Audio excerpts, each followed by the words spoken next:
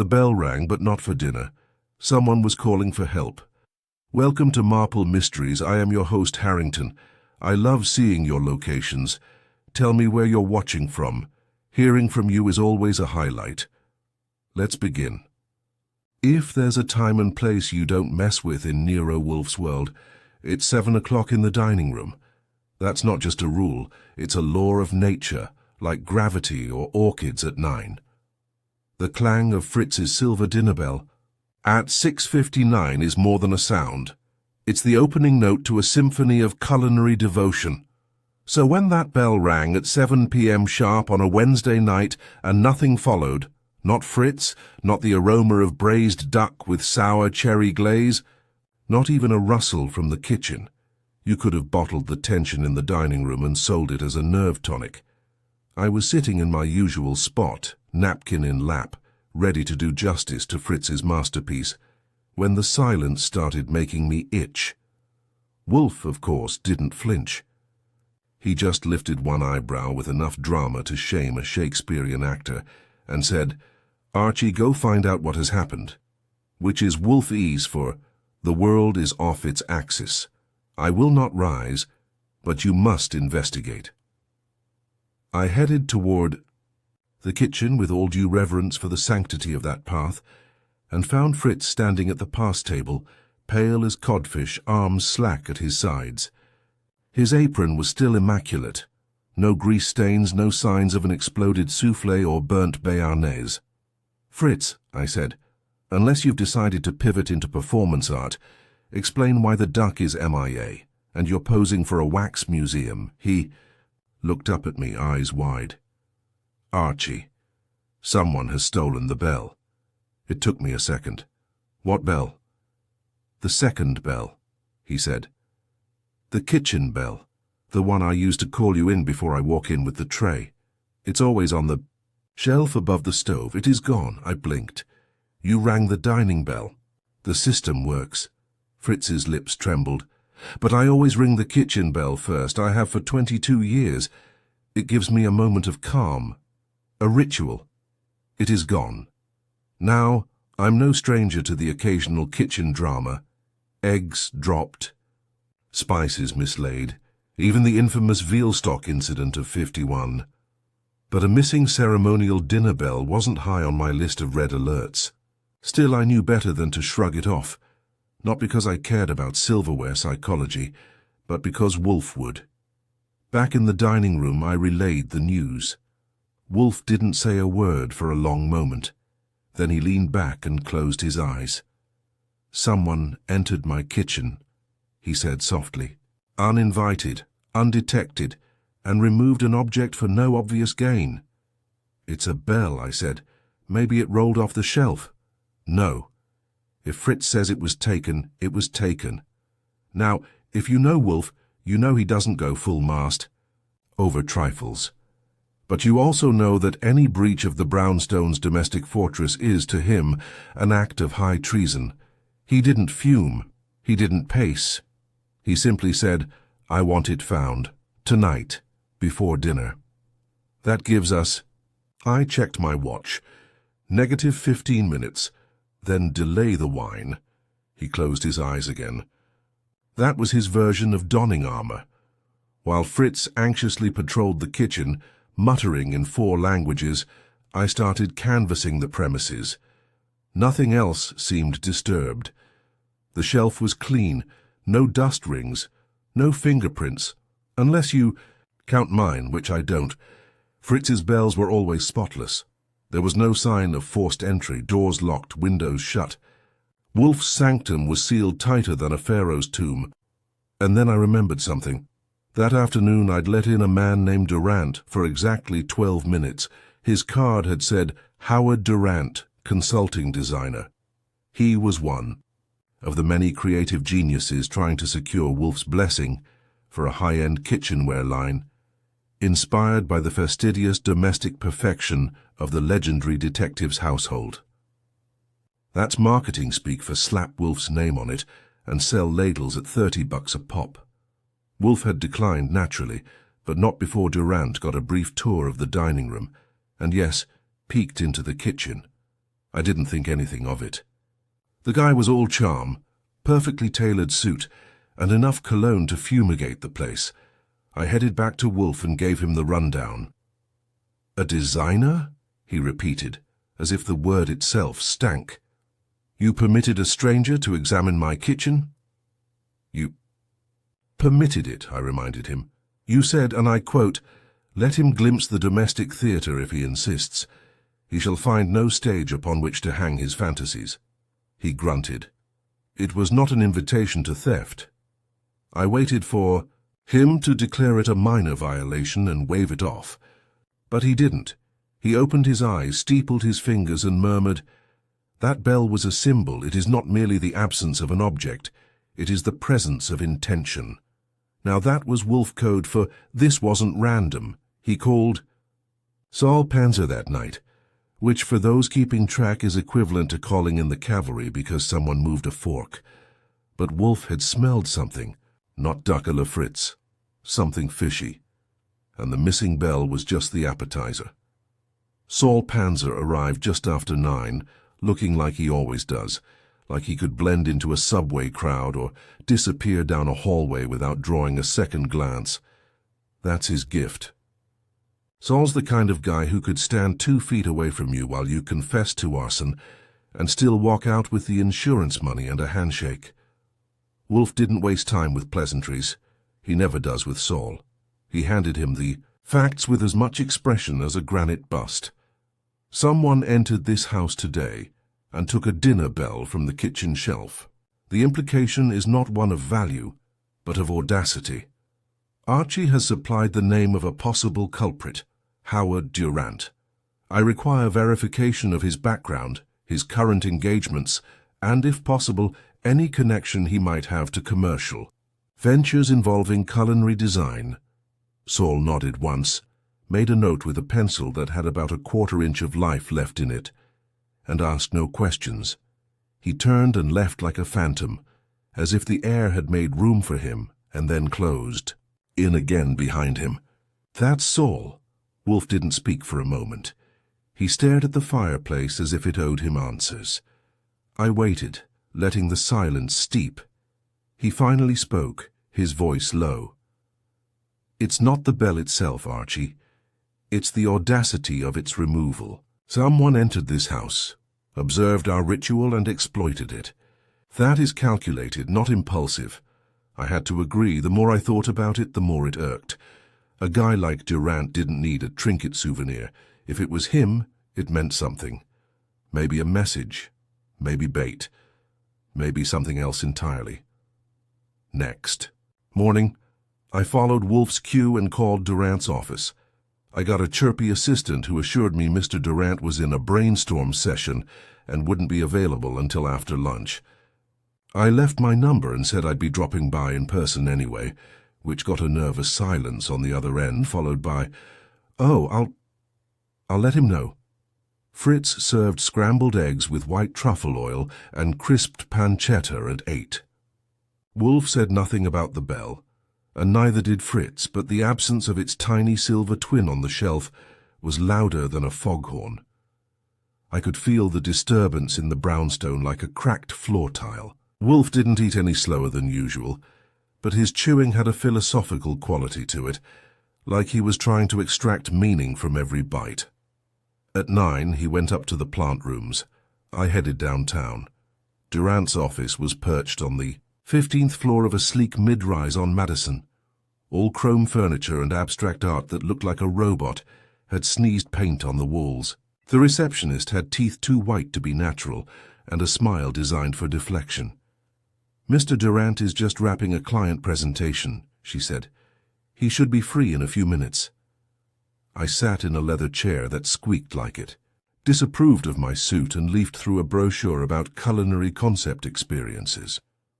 The brochure used the word artisan 5 times on the first page and synergy 3 times on the second. It was that kind of place. 10 minutes. Later, Durant emerged from a glass-walled conference room, all polish and projection. He wore a navy suit that probably cost more than my entire wardrobe and had the kind of smile that made women lean in and men get suspicious. Mr. Goodwin, he said, extending a hand. I had a feeling I'd hear from you again. Then, you won't be surprised I'm here, I said, shaking his hand with enough grip to be friendly, but not enough to let him think I was impressed. Not at all. Come in. Let's talk. His office was as slick as the rest of the place. Walnut desk, minimalist decor, and a single framed quote on the wall that read, "Simplicity is the ultimate sophistication." I didn't say it, but I was thinking, if that's true, he should have stayed in the lobby. We sat. To what do I owe the pleasure? He asked, folding his hands like a TV host easing into a segment. I wanted to revisit your visit to the brownstone, I said. We're taking a fresh look at some details. Oh? His eyebrows lifted. Did I commit a breach of etiquette? I do hope Mr. Wolfe wasn't offended. He was, I said flatly, but that's not news. He's offended by phone calls after 11 a.m., umbrellas in the front vestibule, and the word entree used as a synonym for main course. Durant smiled. Ah, the legend breathes. I didn't smile back. Did you take anything from the kitchen? That got me a fractional pause, nothing dramatic, just a flicker, but it was there. Of course not, why would I? Maybe as a keepsake, maybe as a statement, maybe because you needed something that couldn't be bought. His eyes narrowed slightly. I'm not in the habit of stealing silver bells. So you noticed it. I noticed details, he said smoothly. That's my job. Design is storytelling, and kitchens, great kitchens, are about rhythm, ritual, precision. I admired Fritz's symmetry, his organization. That bell, it was part of the choreography. He said it too smoothly, like he'd rehearsed it. I nodded and stood. Thanks for your time. Any time, Mr. Goodwin. I didn't buy it. Not all of it. Something in his tone said he wanted to be noticed. The words were innocent, but the way he'd said that bell, it was part of the choreography, felt staged. Back at the brownstone, Wolfe was seated with his yellow silk pajama sleeves poking from his robe and the New York Times on his lap. Like a reluctant disciple, he lowered it as I walked in. Well, Durant lied, I said. He said he didn't take the bell, but he described it too precisely for a man who wasn't casing the place. Wolfe sniffed. Of course he lied. Did you learn anything useful? Only that he's performing for someone. Maybe for us. Wolfe grunted. Then he may oblige us again soon. I started to speak, but was interrupted by the phone. I picked it up. Goodwin. The voice on the other end was tight, panicked. This is Maria Blackstone, she said. I don't know who else to call. You don't know me, but I think I just saw Mr. Durant. And he had something of mine. Something he shouldn't have. Please, I need to speak to Mr. Wolfe. It's about more than just a bell. I covered the receiver. Wolfe? He closed his eyes. Put her through. The case, it seemed, had only just begun. Her voice on the phone had the quality of someone standing in the middle of a hurricane and trying to sound like they weren't drenched. Polite, brittle, and a half-step from shattering. Wolfe motioned for me to put her on speaker, which was unusual. He typically considered speakerphones as vulgar as paper napkins. But the tone of her voice must have intrigued him. Miss Blackstone, he said, his vowels rounded with courtroom composure. You are speaking to Nero Wolfe. You have something to say. Say it. There was a pause, and then her voice again, clearer, but still tight. Thank you. This is very strange. I'm not a client. I'm not even sure I'm making sense. But I saw your name once in a magazine feature about unlikely culinary influences. And when I recognized the man I saw today, Mr. Durant, I remembered that article mentioned your chef, Fritz Brenner. That got Wolfe's attention, though. He didn't twitch. Go on. I was having tea in a little place in the West Village, a patisserie I like. Durant was there, talking to someone. He had something in his hand. Small, silver. I couldn't hear everything, but I caught fragments. He said the phrase precision sabotage like it was clever, and he mentioned breaking rhythm. Then he laughed. Wolfe's lids descended, slightly like a cat preparing to pounce, but only if you brought the mouse to him on a tray. What precisely was the object he held? A silver bell. It rang when he turned it over in his palm. I don't know why, but it looked familiar. I have one, almost identical. My grandfather was a hotel chef. He had 2 kitchen bells from his old station in Lyon. I inherited them when he died. And one is now missing, Wolfe asked with the subtle edge of a scalpel. A beat passed. Yes, I didn't realize it until just now. I came home and checked. One of the bells is gone. Wolfe gestured for me to make notes. I was already scribbling. Miss Blackstone, he said, this missing bell, when was the last time you saw it? 2 weeks ago. I polish them sometimes out of habit. I was dusting the shelf where they sit. Both were there. I live alone, Mr. Wolfe. No one else would have had reason or opportunity. Then Mr. Durant does not merely possess a stolen object, Wolfe mused, almost to himself. He has constructed a narrative. She hesitated. What kind of narrative? 1. That requires symbols, he said simply, and rhythm, apparently. You are quite right, he is performing. He told her to stay home, lock the doors, and expect a visit from me within the hour. She agreed, then disconnected with a whisper of uncertainty. I looked at Wolfe. You think Durant stole the bell from her and substituted it for Fritz's? Or vice versa? Or he never took Fritz's at all and only said he had? Or perhaps neither is the original and both are substitutes? The point, Archie, is not the bell. It is what the bell disrupts. I got my coat and headed for West 12th Street. Maria Blackstone turned out to be about 30, neat in a way that suggested she ironed the insides of her collars. Her apartment was lined with books, mostly French cookery and memoirs of obscure chefs. A framed photo of an older man in a tall toque sat on the mantel, her grandfather presumably.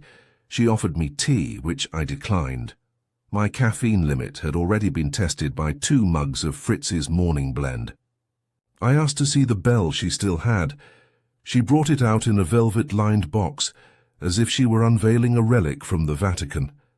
It was dainty, hand-hammered silver, and when she rang it, it made a sound as crisp as breaking a strand of sugar. Glass, the one Durant had looked just like this, she said. Any identifying marks? Yes, she said, turning it to show the base. There's a tiny engraving, P. Thiebaud, 1928.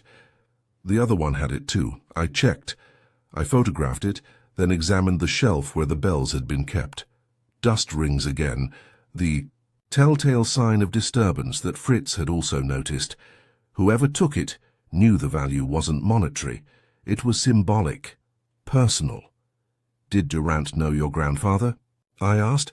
No. At least I don't think so.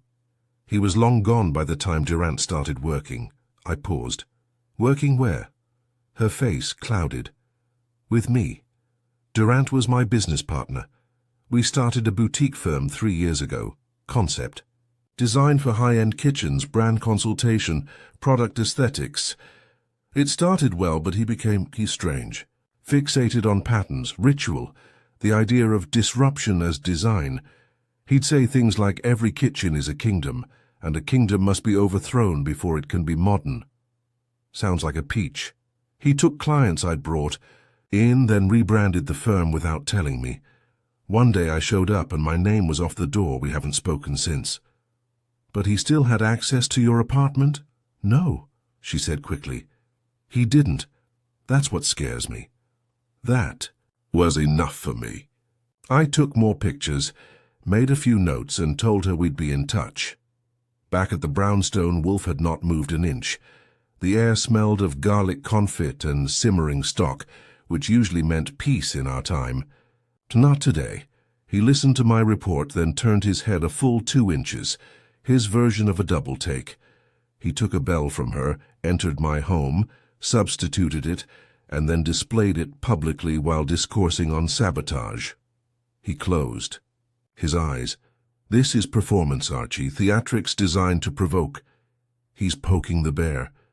No. Wolfe said quietly. He's baiting it. I frowned. To what end? That, Wolfe said, is what I intend to determine. Just then the doorbell rang. I moved to answer it, expecting Saul or a messenger.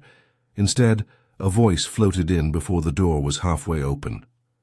Mr. Wolfe, I must speak with you. Please, forgive the intrusion. My name is Julian Platt. I believe you may have encountered one of my protégés. He was tall, tanned and tailored, with a British accent that could have sliced Brie. I'm here, he said, because Howard Durant is dangerous, and I think you're the next target in whatever game he's playing. Behind me, Wolfe's chair creaked ever so slightly. The storm, it seemed, was about to make landfall. Julian Platt stood in the hallway like he expected a red carpet and a fanfare. I gave him neither. He looked like money in a bespoke suit, the kind that whispers, I lunch at Le Bernardin and wears silk socks even in August. Wolfe didn't call out, but I knew he'd want this character ushered in and put under the microscope. Come in, I said, keeping my tone flat as Kansas. He's in the office. Wipe your shoes. Platt complied with just enough grace to seem sincere, though his eyes were already scanning the brownstone like a man casing a vault. When he stepped into the office, Wolfe gave him his usual reception, a slight nod, no rise, and that particular stare he reserves for chessboards and malingerers. You may sit, Wolfe said, and you may speak. Platt took the red leather chair with the ease of someone used to dominating conversations. He crossed his legs and gave Wolfe the kind of smile that doesn't reach the eyes. Thank you, Mr. Wolfe. I won't waste your time. I've come to warn you. Howard Durant is not simply a misguided designer with flair. He's dangerous, and if he's targeting you, it's because you represent the one thing he hates most, order. That got Wolfe's eyelids to twitch, just slightly. Enough for me to mark it. Go on, Wolfe said. Platt leaned forward. Durant studied under me. For nearly 2 years, I run a consultancy that blends design, philosophy, and behavioral analysis. Kitchens were a focus, but the real theme was ritual, structure, psychological rhythm. Durant was a star pupil, brilliant, intuitive, but unbalanced. He fixated on the breaking of routine, not refinement, not innovation, sabotage. He believed chaos could be engineered. I am aware, Wolfe said dryly. He has demonstrated as much. Platt nodded. Yes, well, I tried to rein him in. When I realized he'd taken some of my private theories and was testing them in experimental settings, I cut ties. That was 6 months ago. Since then, I've heard whispers. Disrupted restaurants, a sabotaged catering event. Nothing illegal, just a orchestrated instability. You believe he stole a bell, Wolfe said. To disrupt my household? I believe he is constructing a performance, Platt replied, designed to expose the fragility of control. He admires you, Mr. Wolfe, in his own warped way, but to him, admiration is indistinguishable from antagonism. He considers you the perfect target, a man so governed by routine that the smallest act of disruption will unmake your order. Wolfe's fingers twitched on the chair's arm. That, for him, is thunderous applause. Why warn me? Wolfe asked. Because, Platt said, he's escalating. Theatrics aren't enough anymore. He'll do something irreversible next, something to collapse your rhythm entirely, and when he does, you'll be in danger. Not physical, perhaps, but reputational, psychological. Wolfe exhaled slowly. What do you want? Nothing, Platt said, except to see him stopped before he crosses a line he cannot recross. You may not believe this, but I do have some conscience left. That remains to be proven, Wolfe said. But your warning is noted. Platt rose and adjusted his cuffs. If you need me, I'll be in town until Saturday. I suspect you'll have cause. I escorted him out, then returned to the office where Wolfe had already retreated into silence. He sat, eyes closed, fingers steepled like a priest caught between prayer and judgment. I waited until the stillness had fermented, then said, "Do you buy it?" "I buy the facts," Wolfe said, "but I do not yet trust the merchant." "Platt, he seeks redemption, perhaps. Or perhaps he seeks insulation from legal exposure, professional shame. Regardless, his information aligns with Durant's pattern, which means Durant isn't done." "No," Wolfe said. "He is composing a symphony, and we have only heard the overture." That night, Fritz bolted the doors twice and checked every lock himself. The mood in the kitchen was grim. The new dinner bell, a stand-in Wolfe had unearthed from a box of rarely used wares, rang half-heartedly. It sounded tinny, inadequate. Dinner was trout in tarragon butter with fingerling potatoes. Wolfe ate with ceremony but little satisfaction. I, for one, chewed like I was waiting for the trout to explode. The next morning, Saul Panzer called just after 7. "Archie," he said, "I've got something." "I'm listening." "Durant's been spotted at 3 high-profile restaurants this week, each time right before a disruption. A sous chef slipped and dropped a tray of soufflés at Ambras. The owner of Fior di Mare got locked in his own wine cellar. And last night someone swapped the spice tins at Café Patria. Paprika for cinnamon, cayenne for nutmeg. The whole lamb course was a disaster, no fingerprints. But Durant was seen on the premises, chatting up the hostess. I whistled. "He's got a pattern." "That's not all," Saul said. "Guess who's funding his new line of anti-kitchen tools?" Anti-kitchen? His term. Knives that dull deliberately, timers that miscount, cutting boards that slide under pressure. He's marketing it as design for disruption. His sponsor? Julian Platt. I didn't respond right away. When I did, it was just one word. Hell. Back in the office, Wolfe listened, grim-faced. When I finished, he said nothing. Just stared at the globe on his desk like it had spun out of orbit. Then, "Bring Miss Blackstone here tonight, and summon Durant. Say that I wish to discuss an offer." "You want him here?" "I want him contained," Wolfe said. "Let him believe he has rattled the cage. Let him believe he is winning. He will come." I nodded. "And when he does?" Wolfe opened his eyes. They were steady and cold. "We shall show him what true order looks like when it is not threatened, but prepared." By dusk, the plan was underway.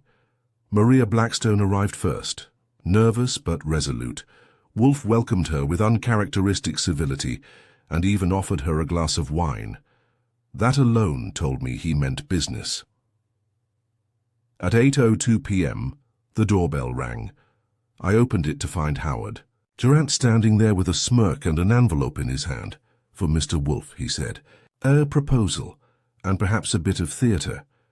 I stepped aside. "Right this way." And just like that, the saboteur walked into the lion's den.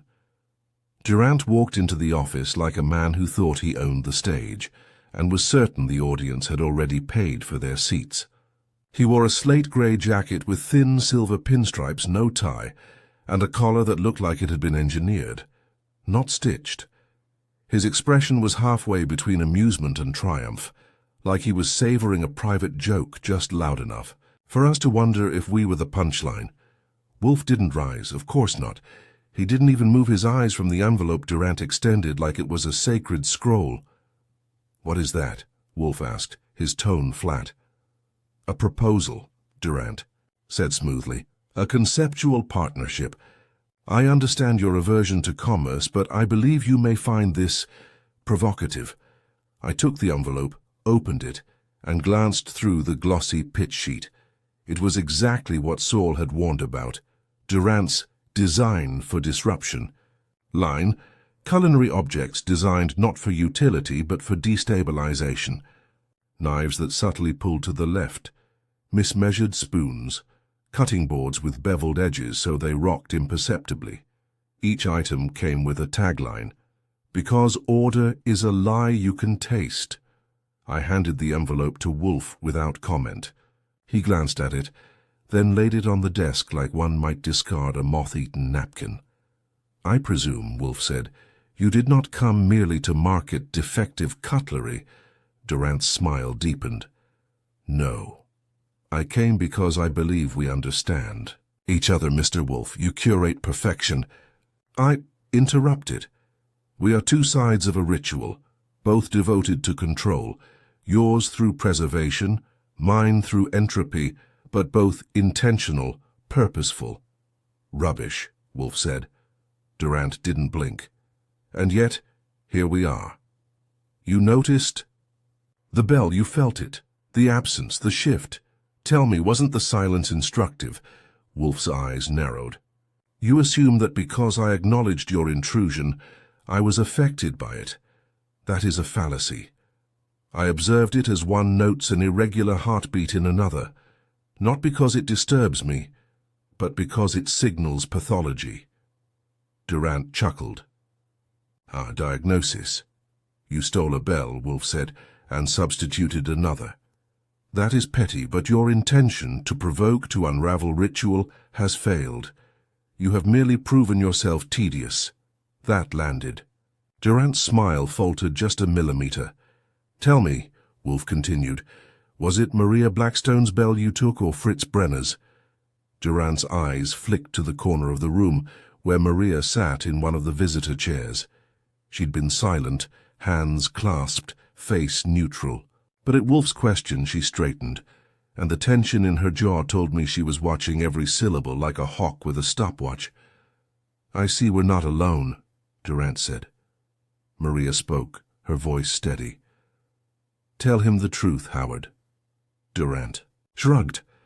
"I borrowed hers first, as a study, a control, you might say." "And then?" Wolfe prompted. "I replaced yours with it," Durant said. "They're almost identical. I needed to test the weight of response. I wasn't sure if you'd notice, but you did. Marvelous." Wolfe's nostrils flared. "You are a fool." Durant blinked, startled. "Excuse me? You attribute meaning to disruption, believing it reveals something authentic. But all you reveal is your need to be seen. You are not a designer. You are a vandal with a philosophy." That cracked Durant's composure. He stood abruptly, voice hardening. "You pretend you're immune, Wolfe, but you noticed. That's all I needed. You felt it." "Noticed, yes," Wolfe said, calm as an autopsy. "Because my chef, who values precision, was unsettled. I care for his equilibrium, not yours." I stepped forward, ready to escort Durant out, but Wolfe raised one hand. "Sit down, Mr. Durant. I am not finished." Durant hesitated, then slowly lowered himself back into the chair. His bravado was still there, but it had cooled. Wolfe had peeled back something, and he knew it. "You pride yourself," Wolfe said, "on symbols. Let us examine one. Why bells?" Durant blinked. "They're the first command, the summons. They mark control, attention, action." "Indeed," Wolfe said, "you claim to challenge control, but you are merely reasserting it through chaos. You don't reject ritual, you replicate it with inversions. You are not an innovator, you are a mirror facing backward." There was a beat of silence. Durant's eyes flicked to Maria again. "You agree with him?" She nodded. "You wanted to unmake things, Howard, but all you did was make a mess. Again." Durant stood. This time it wasn't theatrical. It was deflated. "Very well," he said. "You've had your turn. Consider my proposal withdrawn." He moved toward the door. I followed, making sure he left with no parting gifts or bells. As I returned to the office, Wolfe was leaning back, eyes closed. Maria looked at him. "What now?" "Now." Wolfe opened his eyes. "We restore what he attempted to unbalance. I will have the bell returned, the original, both if possible. Will he give them back?" "No," Wolfe said, "but he will be compelled." Saul arrived an hour later. Wolfe instructed him to visit Durant's studio with a subpoena for theft. A bluff, but convincing. and to suggest that Durant's public sabotage campaign might attract criminal liability if traced to intentional tampering. By morning, both bells had been couriered to the brownstone. Each arrived in a velvet pouch with no note. Fritz retrieved them like a priest handling relics. He rang them both, sniffed them, examined the bases. Then he nodded. "This is mine," he said. "This is hers." They went back to their places. Wolfe didn't speak of Durant again, not directly.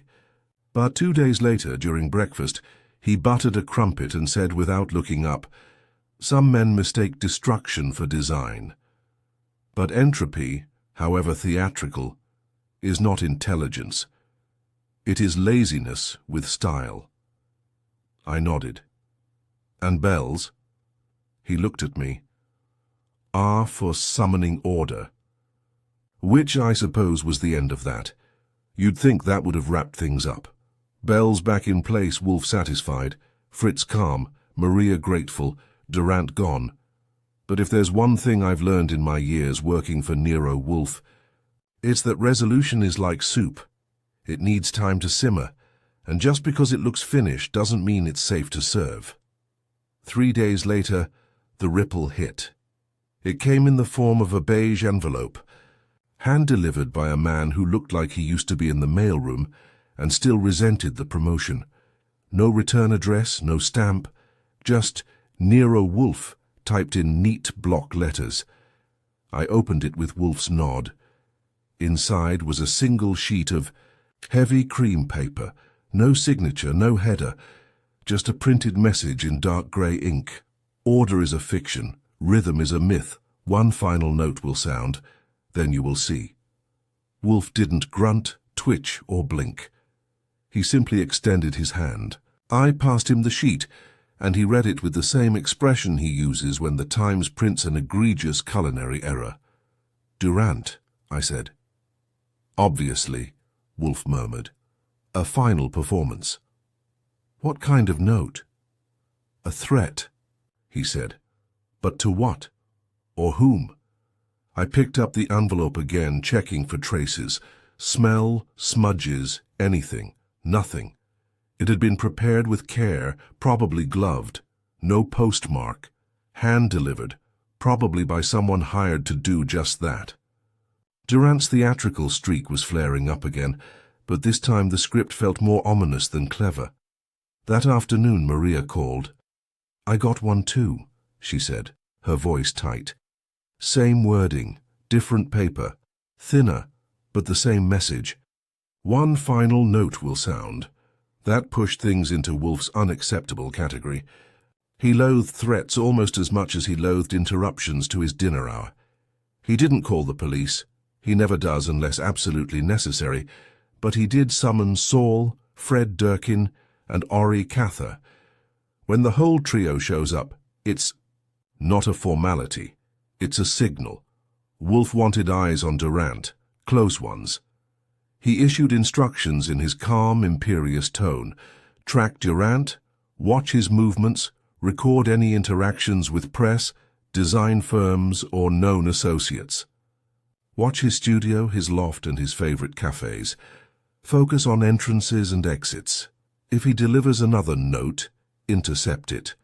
"Something is coming," Wolfe said that evening, after the crew had fanned out. The phrase "final note" is symbolic, yes, but I believe he intends a gesture, something timed, a crescendo. A bang, I asked, a disruption. The next day passed without incident, then the next, then the third. Just enough time for you to wonder if you'd imagined the menace in that message.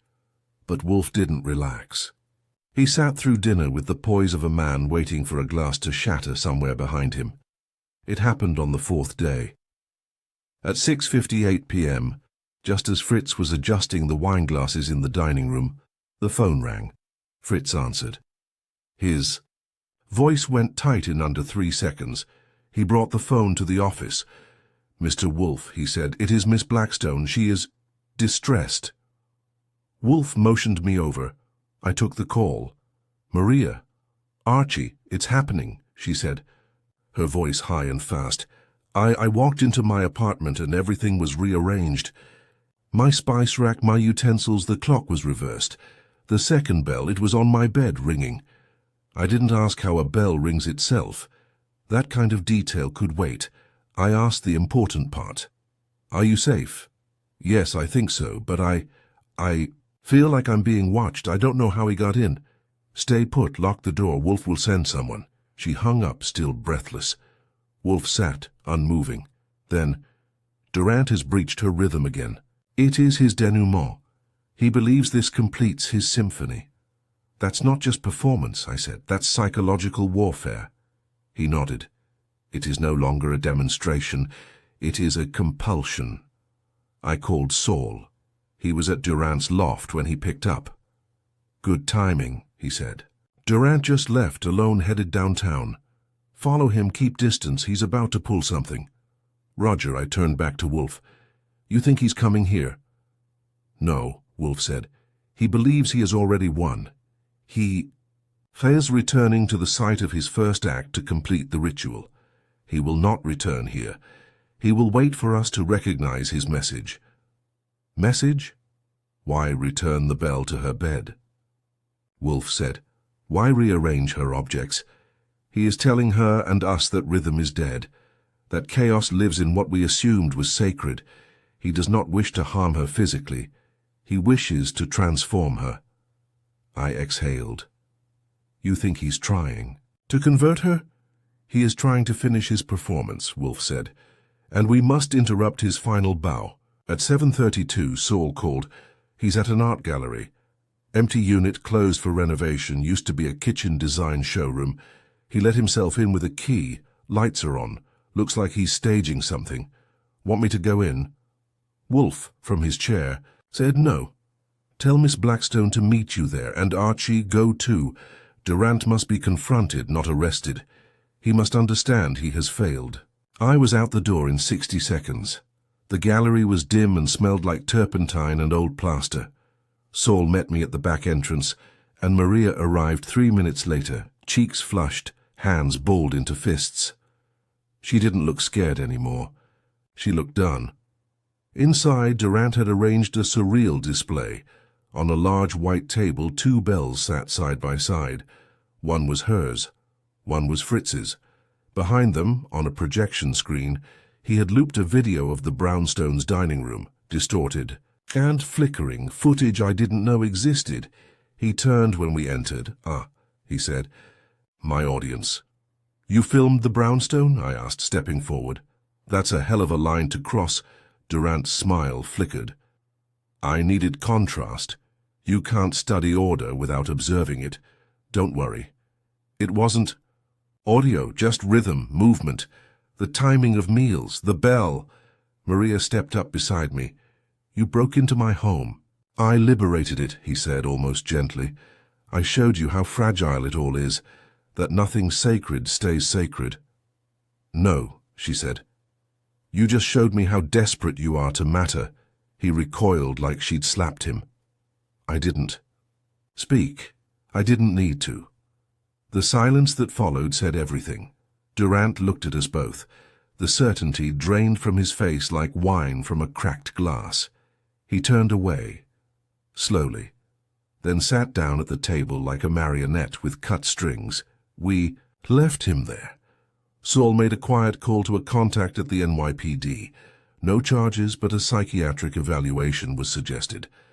Durant didn't resist. Back at the Brownstone, Wolfe waited. I told him what happened, every detail. When I finished, he closed his eyes and murmured, he did not believe in chaos. He worshipped it. That is the weakness of ideologues. They mistake doctrine for insight. Fritz served the evening bell at exactly 7, and this time it rang like it always had. Dinner that night was roasted quail with black currant glaze and parmigiana, and Wolfe ate like a man restored. Not exuberant, Wolfe doesn't do exuberant, but content. Ritual had returned, the bell had rung, and Fritz's timing was precise, down to the half-second. Even I, after a week of feeling like a supporting character in someone else's experimental drama, appreciated the sense of normalcy, so thick You could butter it on toast. Still, I had the feeling the show wasn't entirely over. After dessert, lemon soufflé with a grappa sabayon, I followed Wolfe back into the office. He sank into his chair like gravity owed him a debt, and I waited while he positioned himself with the usual minute adjustments. Lap blanket draped just so, glass of beer placed within easy reach, and a small linen napkin folded in his left hand. Like a silent reprimand to any future accidents. "You think Durant's finished?" I asked, settling into my own chair with a glass of Armagnac. "No," Wolfe said. "I think his performance is finished. He may reappear in another form, under another name, with a new thesis. But the Durant who wrote manifestos on rhythm and stage-managed bell thefts, he has exhausted his expression." "Psych eval showed instability," I said. "They didn't specify much, but I heard the term obsessive delusional architecture. Sounds like a rejected Bauhaus school." Wolfe nodded slightly. "A mind overstructured to the point of collapse, I'm not surprised, nor I think is Miss Blackstone." Maria had left the brownstone 2 hours earlier, after a final conversation with Wolfe in the office that I wasn't invited to join. She'd thanked him, sincerely but stiffly. There was a sense of closure, but not relief, like someone who'd exorcised a ghost only to realize it had been part of the furniture for too long. "She'll be all right," I said. "She is resilient," Wolfe murmured, eyes closed. "And now unencumbered by the illusion that sabotage is intellect."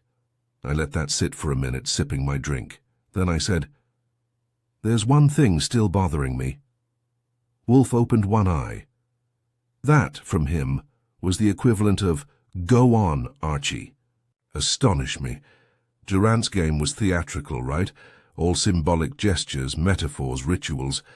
But he took real risks, broke into 2 private homes, wired up a surveillance system to monitor us. He risked jail, not just rejection. "He believed the spectacle justified the breach," Wolfe said. "An artist will defend intrusion if he believes the result is truth." "Right," I said. "But here's the thing. That video footage of our dining room, he didn't set that up on a whim. He had to have access for days, maybe longer." Wolfe nodded. So how the devil did he get it? We run a tight ship. No cameras, no visitors, except by appointment. I patrol every room regularly. You barely let me adjust the blinds." Wolfe grunted. "I checked every entry point after that footage surfaced. Nothing out of place, but I think he had help. Someone who got him inside." Now Wolfe opened both eyes. "And who do you suspect?" "I don't know," I admitted. But he knew too much. The sequence of movements at dinner, the angle of Fritz's service tray, the location of the bells. That's not just what he observed on his brief tour. He had help or he planted someone. Wolfe steepled his fingers. "I believe," he said slowly, "that we are dealing with echoes. Durant may be finished, but the performance may not be his alone." A knock at the door made me jump. Fritz stepped in, unusually hesitant. "Mr. Wolfe," he said, "there is a visitor. A man asking for Archie." I raised an eyebrow. "Name?" Fritz shook his head. "He would not say, but he has something in his hand. A bell." Wolfe looked at me. "Shall we?" "Why not?" I said, and followed Fritz to the front door. The man standing there was nondescript, 40-ish, blazer and jeans. He held a small cardboard box and didn't flinch when I opened the door. "Archie Goodwin?" he asked. "Depends." He held out the box. "This is for you, from Durant.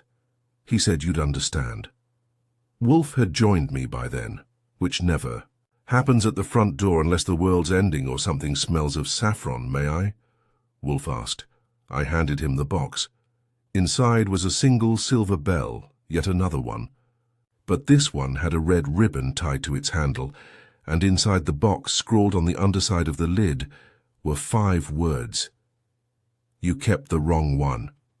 I felt a chill start at the back of my neck and race forward. Wolfe didn't react. He simply turned and walked back toward the office, box in hand. We followed. Back in his chair, he rang the bell. The sound it made was sharp, metallic, familiar, but not identical. It was just off enough to notice. "Fritz," Wolfe said, "please bring the bell we reinstated last week." Fritz vanished and returned 30 seconds later with the bell. Wolfe placed them side by side. They looked the same. Same size, same curve. But when he rang the two in sequence, the truth emerged. The original had a pure tone, the new one wavered. "They switched again," I said. "Somewhere between the gallery and now. He gave us a fake." "No," Wolfe said quietly. "We gave ourselves a fake. Durant never returned the original. He only made us think he did." I stared at him. "Then the one we have now?" "Is his," Wolfe said. "Modified. Designed to echo the original, but never truly it." "But why send us this new one now?" "Because he knew," Wolfe said.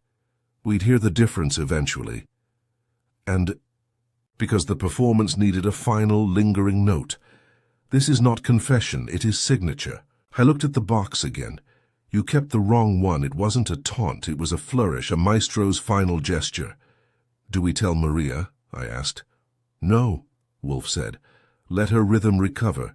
She need not know that the echo still lingers." "So, what do we do with it?"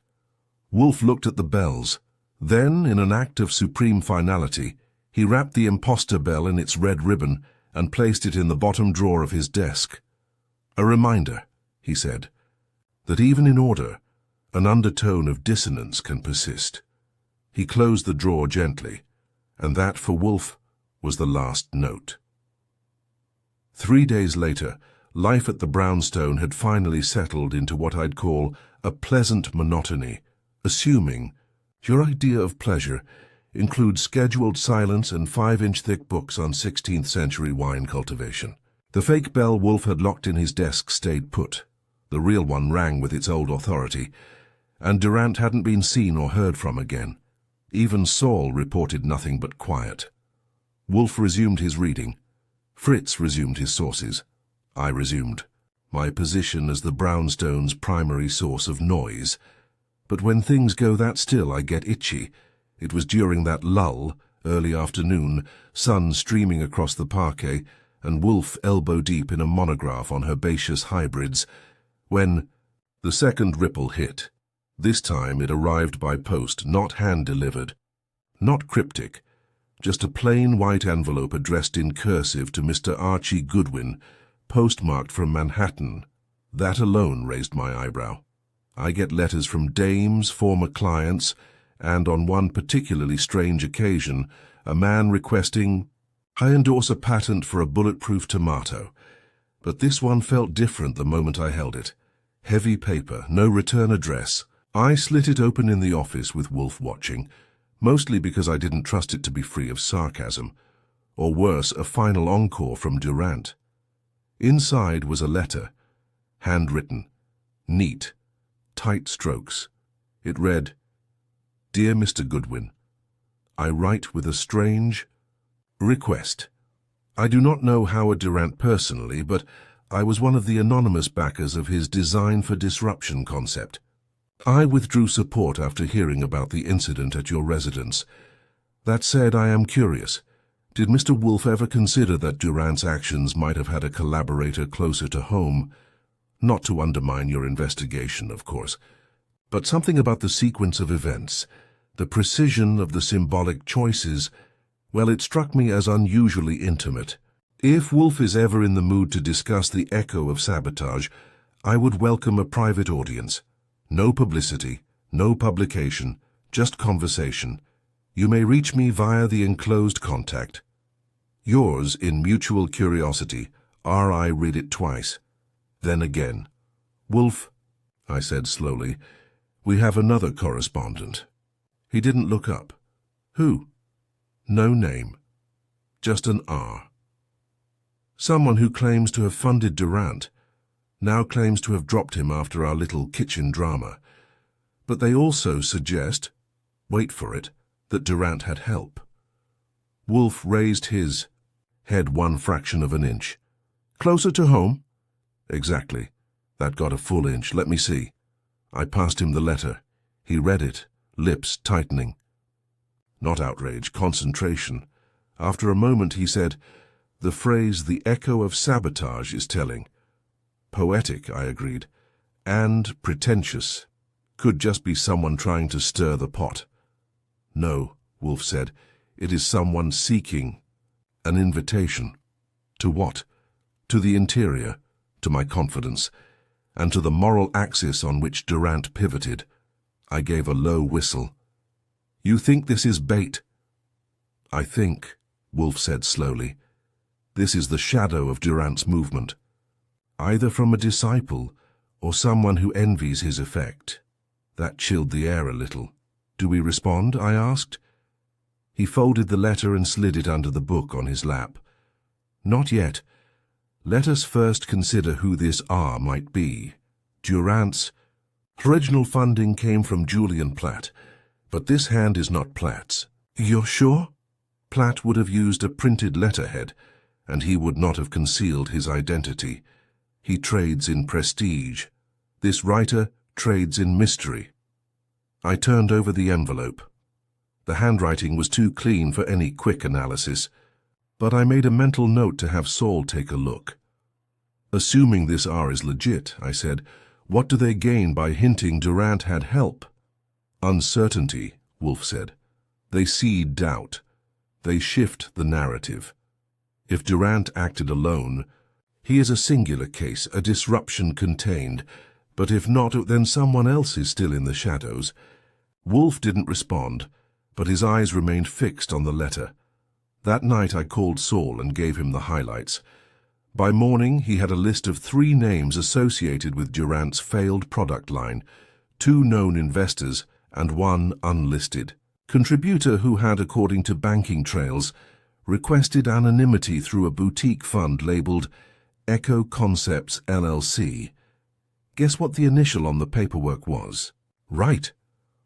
Or the name behind it, Regan Chalmers, an independent design critic and reclusive eccentric who'd once published a limited-run magazine titled Disorder, The Ritual of Reversal.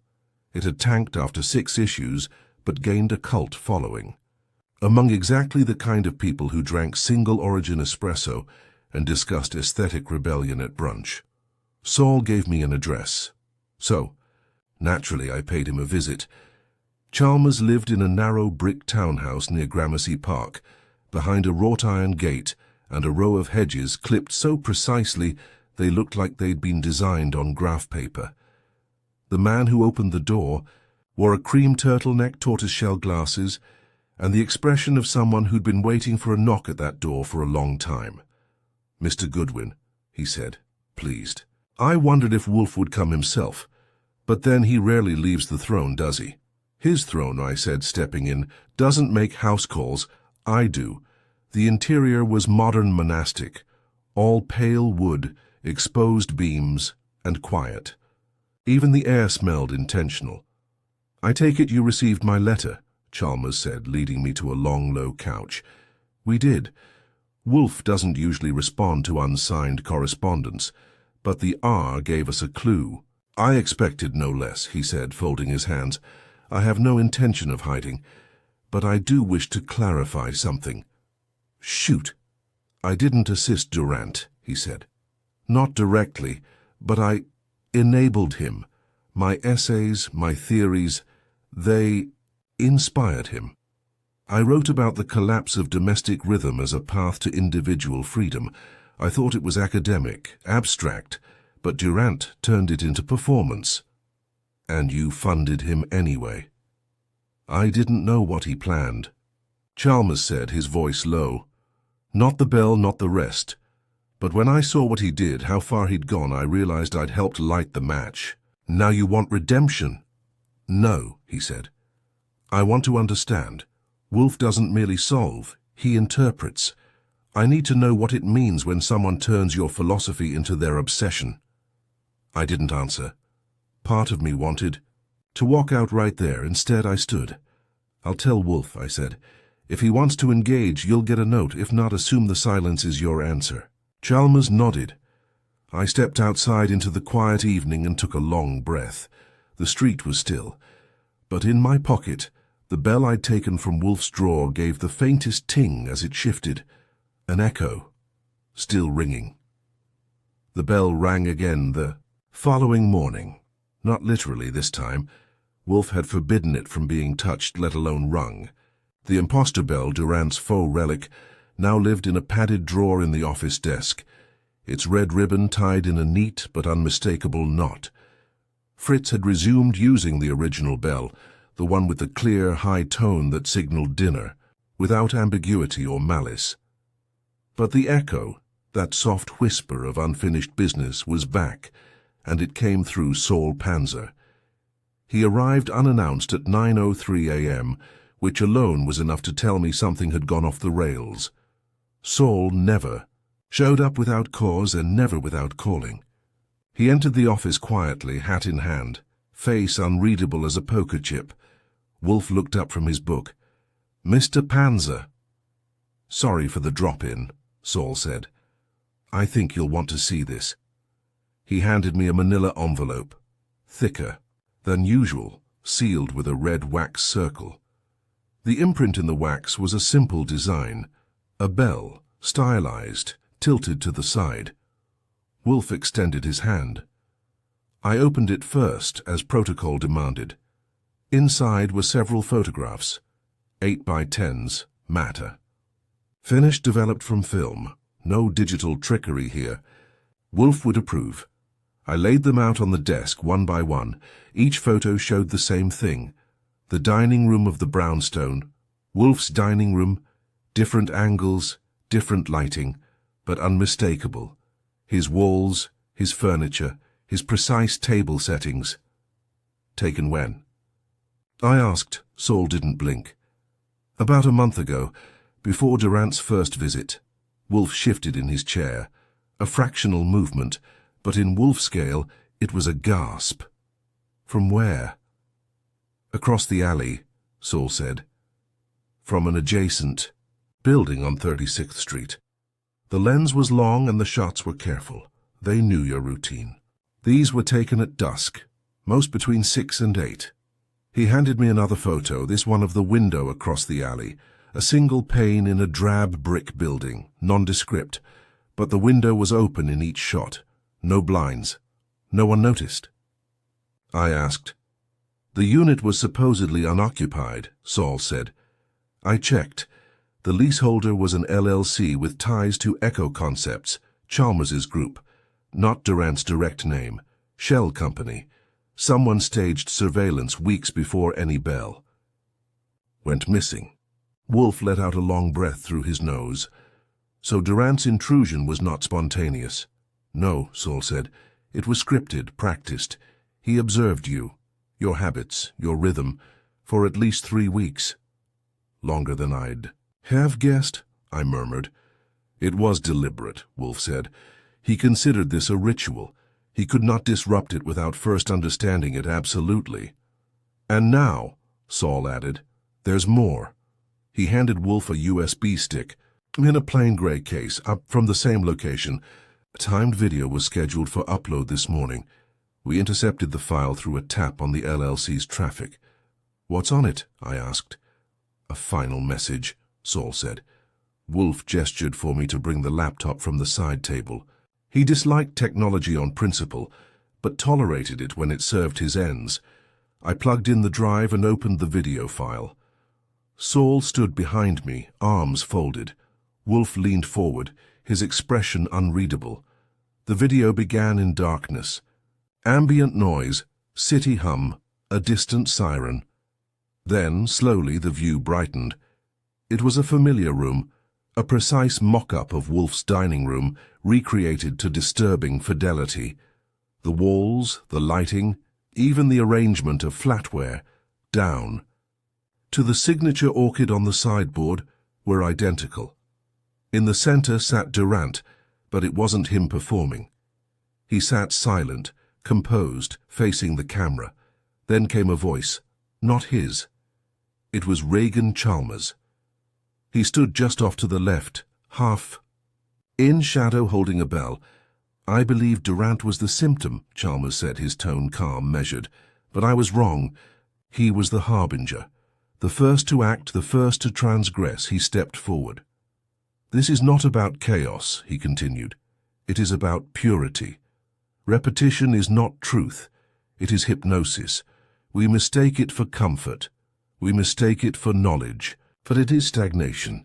He raised the bell. Durant rang the first note. I ring the last. Then he rang it once. Loud, high-pitched, off-kilter. The sound reverberated. Then the screen went black. No credits, no title. Just silence. I closed the laptop slowly. Wolfe didn't speak. Saul finally broke the quiet. The video was uploaded at 7:00 a.m. sharp to a password-protected archive, no public listing. Who has access? Wolfe asked. Only Chalmers, Saul said, and one additional registered account, a burner registered from inside the Met Library. I turned to Wolfe. He wants this to be found but not seen. Not by everyone, just by us. Yes, Wolfe said, almost softly. He is not seeking fame. He is seeking inheritance. He wants the idea to live on. The idea? The echo, Wolfe said. The ritual of disruption, a philosophy reborn. I sat back. So Durant wasn't the architect? No, Wolfe said. He was the chisel. Chalmers was the sculptor. But why come to us after Durant was exposed? Why pretend to want closure? To watch, Wolfe said. To see if Durant's performance changed us, if his echo had resonance. He was observing the observer. I looked at Saul. You think he's dangerous? Philosophically, definitely. Physically, probably not, but he's embedded, funded, quiet. Worse than Durant because he doesn't need attention, he wants influence. Wolfe let out a long breath and closed his eyes. Archie. Yes, sir. Return the bell. I blinked. Which one? He opened his eyes. The Durant bell, the one in my drawer. Return it to Chalmers, with a note. I didn't ask why. When Wolfe's mind reached clarity, questioning him was like poking a lion to explain its roar. So I fetched the ribboned bell, wrapped it neatly, and wrote the note as Wolfe dictated. You mistook observation for transformation. We remain unchanged. N.W. I delivered it by hand to Chalmers's townhouse. Left it on his step. No signature required. Back at the brownstone, Wolfe poured himself a glass of beer and finally allowed a smile. Not of triumph, but understanding. Durant had disrupted. Chalmers had echoed, but Wolfe had endured, and the bell at last was silent. The following week passed like a warm breeze after a thunderstorm, calm, but you could still smell the ozone. Wolfe resumed his habits with reinforced discipline, which for him meant he didn't even tolerate a folded napkin being half an inch out of place. Fritz, encouraged by the restoration of kitchen sovereignty, cooked with almost tyrannical precision. And me? I kept one ear out for footsteps that didn't belong, letters that didn't make sense, or a bell that didn't ring the way it should. But none of those came. No calls from Chalmers, no sightings of Durant, no anonymous packages, no further. Philosophical manifestos disguised as culinary sabotage. It was as if the storm had receded and taken its architect with it. I was beginning to believe we'd seen the last of the movement Wolfe had dubbed the echo of sabotage, and I was ready for it. I like ritual just fine, as long as it includes a comfortable chair, good coffee, and nobody rearranging my socks to make a point about domestic fragility. Then, on a Thursday afternoon, with nothing more pressing than a crossword puzzle Wolfe refused to finish. The cluing is infantile, he'd sniffed. The doorbell rang. I opened it to find Inspector Kramer standing on the stoop, chewing on an unlit cigar and wearing the expression of a man who'd just bitten into a lemon thinking it was a peach. Well, well, I said. To what do we owe the honor? We haven't broken any laws lately. Wolfe's even been civil almost. Kramer pushed past me like he was late to a fire. I'm not here for pleasantries. I want answers. Wolfe didn't rise when Kramer entered the office, of course not, but he did incline his head by a half-degree, which was either a welcome or an insult, depending on how you chose to read it. To what do we owe this delight? Wolfe asked, dry as overcooked veal. Kramer waved a folder. We got a report this morning. A woman, a psychologist at a midtown practice, filed a statement, said one of her patients has been referencing you in a series of increasingly bizarre rants. Talks about rhythm, bells, the illusion of structure. Calls you the ritualist. Wolfe frowned. She says the patient showed her a spiral-bound booklet, Kramer continued. 60 pages. It's a manifesto, titled Reverberation, a treatise on controlled collapse. The author? Regan Chalmers. Ah, Wolfe murmured. The encore. Kramer blinked. You expected this? I anticipated something, Wolfe said. Chalmers is incapable of silence. If Durant was the saboteur, Chalmers is the theologian. He seeks disciples. Well, he's getting them, Kramer growled. The woman says 3 separate patients, 3, came in over the last 2 months talking about the same thing. Disruption, echo, a new way of thinking about control. All of them used similar phrasing, which means the movement lives on, I said. Kramer shot me a look. And I suppose you find this funny? No, I said, just depressingly familiar.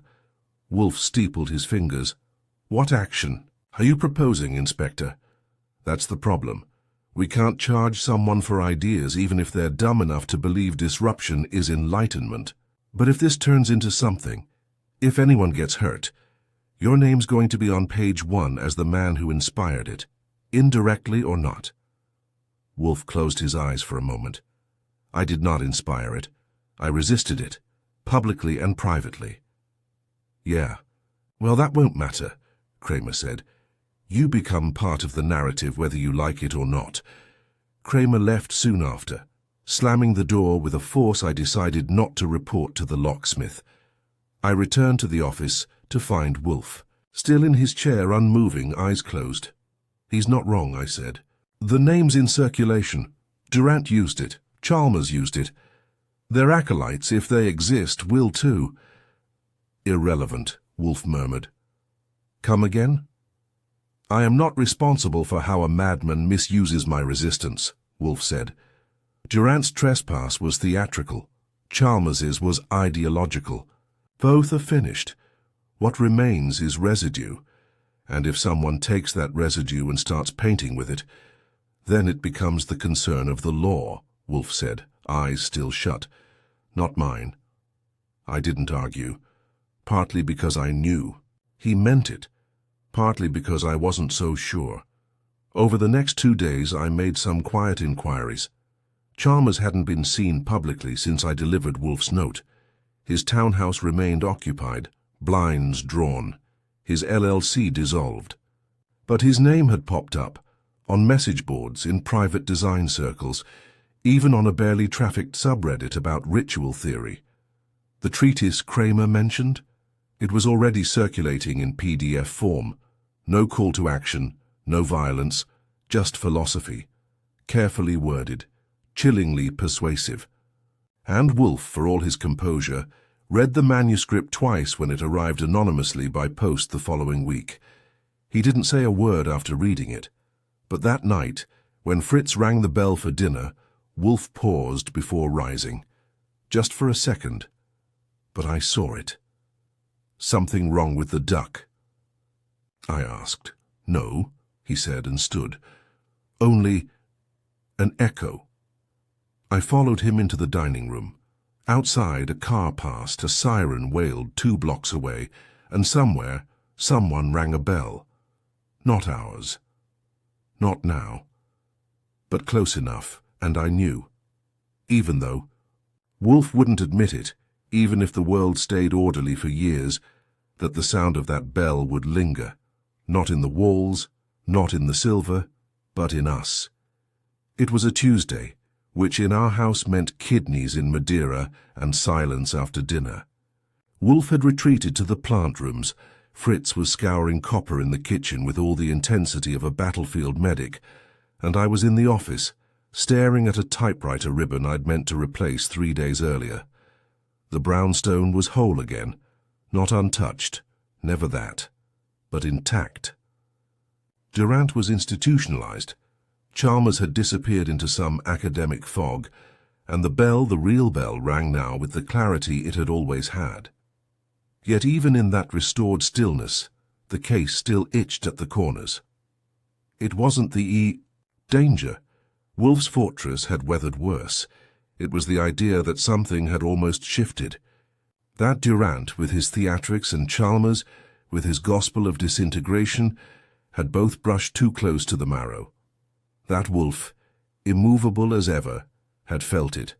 Not fear, not defeat, but proximity to entropy. He came down just after 9, smelling faintly of leaf mold and orchid dew. He settled in his chair and didn't speak. That was nothing new. What was new was what he did next. He opened the desk drawer and removed the bell, the other one. Durant's forgery, the one he'd ordered returned to Chalmers, except of course he'd kept it.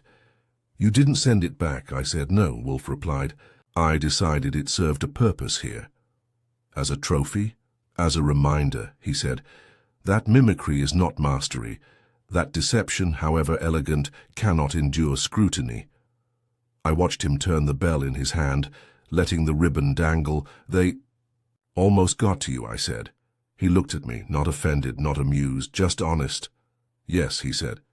They did. Durant used performance to breach structure. Chalmers used language. Both failed, but not because they were unintelligent, because they believed disruption alone was power. And it's not? No, Wolfe said, placing the bell gently on the desk. Power is comprehension, knowing why a thing functions and what breaks when it doesn't. Sounds like something you should have told Chalmers. I did, Wolfe said, with silence. I leaned back, letting that settle. Wolfe rarely gave credit to silence. He preferred it, yes, but he didn't praise it. Not like this. So, I said, is this case closed? He looked at me. Durant is quiet.